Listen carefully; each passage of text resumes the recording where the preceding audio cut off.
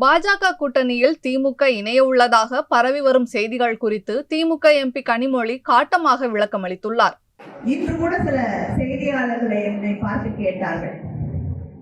ஏனென்றால் தலைவர் கலைஞருடைய நாணயத்தை வெளியிடுவதற்காக மத்திய அமைச்சர் ஒருவர் வருகிறார். அவங்க தான் வெளியிட முடியும், வேற யாரும் வெளியிட முடியாது. அதனால் அவர் வருகிறார்.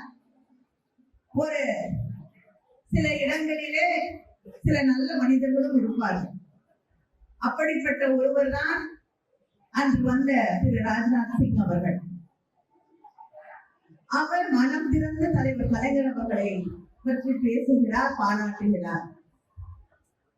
அதன் பிறகு பத்திரிகையாளர்கள் கேட்கிறார்கள், இன்று இருக்கக்கூடிய பாஜகவிற்கும் திராவிட முன்னேற்ற கழகத்திற்கும் ஒரு நெருக்கம் ஏற்பட்டிருக்கிறதா என்று. நான் கேட்கிறேன், தொடர்ந்து பிஜேபியை விமர்சனம் செய்து கொண்டிருக்கக்கூடிய ஒரு தலைவர், அவர்களை எதிர்க்கக்கூடிய முதல் குரலாக எழக்கூடிய குரல் நம்முடைய முதலமைச்சர்.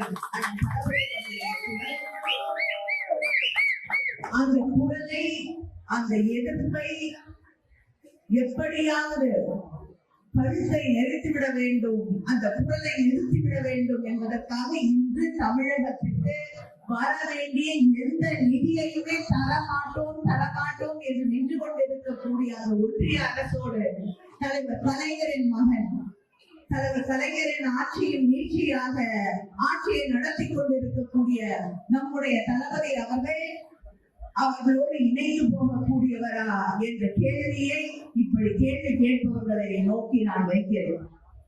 எந்த காலத்திலும் எந்த கட்டத்திலும் தமிழர்களின் உரிமைகளை, ஒடுக்கப்பட்ட சமூகங்களின் உரிமைகளை எப்படி நீதிமன்றம், வழக்காடு மன்றம் வரை சென்று, உச்ச நீதிமன்றம் வரை சென்று உங்களுக்கான நீதியை, நியாயத்தை நம்முடைய முதலமைச்சர் பெற்று வந்திருக்கிறார்களோ, அதே போல தொடர்ந்து தமிழகத்தின் குரலாக, தமிழகத்திற்கு நீதி கிடைக்கக்கூடிய ஒரு போராளியாக, இங்கே ஒதுக்கப்பட்ட பிற்படுத்தப்பட்ட மக்களின் குரலாக, தலைவனாக தொடர்ந்து தளபதி அவர்கள் போராடுவார்கள். உங்களோடு நின்று போராடுவார்கள். செய்திகளை உள்ளது உள்ளபடி தெரிந்து கொள்ள ரெஃப்ளெக்ட் நியூஸை சப்ஸ்கிரைப் பண்ணுங்க.